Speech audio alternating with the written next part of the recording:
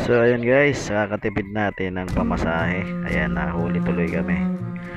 Walang helmet yung isa kong anak. Nakati ko lang sana sa school.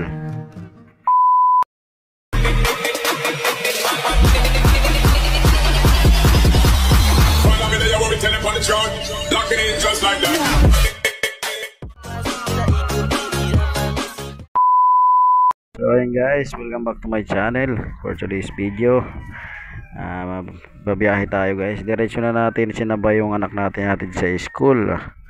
So bago ang sakuna guys, muli ko yung iniimbitahan sa aking Facebook page at YouTube channel. Paki-subscribe naman at paki-follow naman guys. So meron naman tayo guys na mga nagsa-subscribe sa YouTube. Nadagdagan na yung mga subscriber natin kahit pa paano. Pumabalik na yung ating mga viewers natin, yung mga subscriber natin. So nga pala guys, palabas na kami ng subdivision na to. Bigla akong naisipan na yung camera ay harap sa amin. So ito guys ang nangyari guys. So mula dito guys, ayan, medyo nakangiti pa tayo at nagkukwentuhan pa kami ng dalawa kong anak. Tatlo kami sa motor, tapos yung nasa gitna, yung anak kong babae walang helmet. Yung nasa hulihan lang pinag-helmet ko. Kaya ayan guys, dalawa lang helmet talaga, pero mayroon pa akong helmet na isa. Hindi ko lang dinala kasi diretso na tayo babiyahin ng joyride. Nagkukwentuhan pa tayo dyan oh. Diretso. Tapos nakalipas ng pagka ano natin yung kanan, pakanan niya ng Bagumbong Road. Yan, medyo diretso. Boundary na kasi guys ng Valenzuela at sa Caloocan. Kaya kayo guys, kung madadaan kayo rito, hangga't maaari yung isip nyo nakapokus sa daan na wala kayong lalo na katulad niya na meron kayong angkas na walang helmet. Yan, wag dawin ng tulay na yan guys. Masaya pa kami nagkukwentuhan. Makikita mo yung reaction ng mukha ko. Kasi wala tayong mic dyan guys. Kasi yung camera natin nasa harapan, nakatutok sa atin. Ayan, nakita ko na yung pulis dyan. Ayan. Wala na tayong nagawa guys. Ngiti na lang. Labag sa loob mo, ngiti ka na lang. Kasi yung pulis, ayan na, checkpoint. Akala ko mapatatawarin kami kasi malapit lang yung pinanggalingan namin guys. Tatawid lang kami ng tulay na yun. Diyan lang sa ulahan ng konti yung school ng mga anak ko.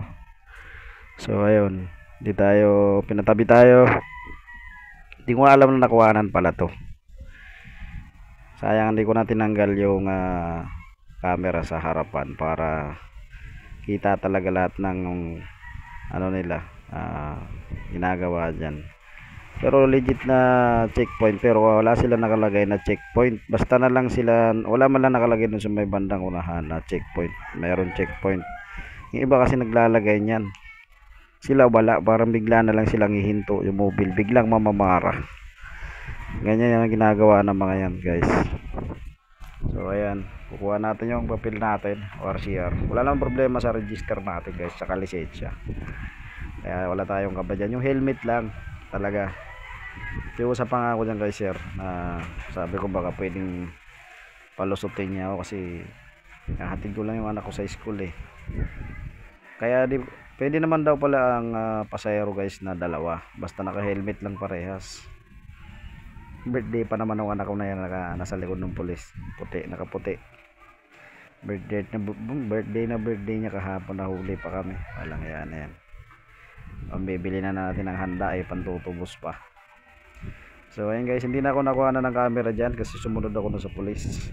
Tinikitan tayo. So ayan guys, so skip natin. So ayun guys, tinabi natin yung motor natin dyan. Pinatabi ng pulis kasi nasa gitna tayo. Hindi naman gitna, nasa gilid. Baka mahagip daw ng So bumalik ako dun sa pulis. Yan. Tapos maya bumalik ako ulit. At yan na yung dala na natin yung ticket natin. Matagal din kasi guys ang pag-ticket nila kasi tatlo ko na susundan ng mga mas matitindi yung violation nila. Pero sila, walang lisensya, saka walang sapatos, nakasando. Tapos ginawa nila guys, nakiusap ako, binabaan yung violation natin. Ginawang ano lang, tawag doon, yung sa hindi complete na naka tawag doon, yung sa damit, ano ba yung clothes, ano ba yan, basta yung binabaan ng violation natin guys. Ginawa lang clothes code coding ba yun, basta yun na yun. Basta binabaan yung violation natin kasi ang no helmet daw is 1.5. So dito guys sa Valenzuela sobrang higpit, boundary yan ng Caloocan, yung may WL na yan pagtawid. So ayun guys, pinasakay ko na yung isa kong anak, at saka pinalakad ko muna yung isa. Yun, ayun, makikita nyo guys sa likod, wala nakalagay na checkpoint o whatever, basta bigla ka na lang paparahin, gugulat ka na lang. Kaya maaari guys, kung tatawid kayo rito sa lugar na to, magsapatos kayo, okay lang naka short, basta naka sapatos tsaka naka t-shirt, naka helmet. Wag na wag kayong dadaan dyan na nakatsinelas kayo hanggat maaari. So ayun guys, pinalakad ko yung isa kong anak. Ayan, tawa ka na lang guys, tawa na lang tayo si 500 daw yun sayang din naman yun. Pero next week pa naman yung tubos ng ticket natin, kaya sabi ko makakadiskarte pa tayo. So dito guys, medyo lakad yung isa kong anak ayun. So ayun guys, sobrang higpit dito sa Valenzuela guys, halos talaga pinagkakitaan na nila. Tapos nung ayun guys, skip natin ng konti.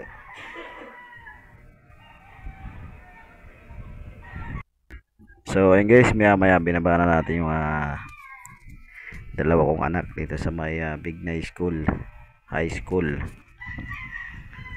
Andyan, wala pa, kalapit lang yan, siguro wala pang 1 kilometro mula doon sa checkpoint. Talagang di ba lang tayo pinagbigyan, tiki talaga. Ayan, yung isa lang yung may helmet, ito isa wala. Kaya ayaw ko na siguro isa-isa na lang. Sakali man guys, huwag kayong mag-aangkas dyan ng sobra sa, walang problema daw dalawa, basta may helmet lang. So ayun na guys, natin yung dalawa. First time ko sila natin na dalawa na magkasama. Ayun, natikitan pa tayo. So ayun lang guys,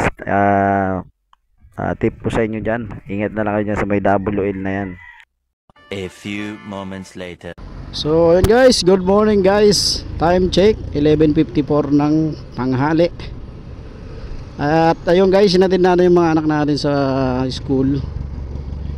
Ayun, may checkpoint pala doon sa may iba tapat ng WL. Huli ang putang ina, walang helmet yung isa kong anak 500, buti binabaan na lang yung kasi pag walang helmet ata is 1.5. Binabaan ng dress code. Kahit pala may helmet ka tapos nakatsinilas ka, huli pa rin. Grabe higpit dito sa Valenzuela, halos lahat ata pinagkakitaan na. Bago natin tapusin muna tong vlog na to, magdadalawahin na lang natin ang upload at saka yung biyahe natin. So shoutout nga pala guys sa ating mga bagong viewers, si Rachel Garcia Catalan from Hong Kong, at saka si Multiwork TV from Aurora, Quezon. So shoutout sa inyong lahat guys. Sa mga gusto pa magpa-shoutout, comment nyo lang sa ating comment section. Hanggang dito na lang muna guys.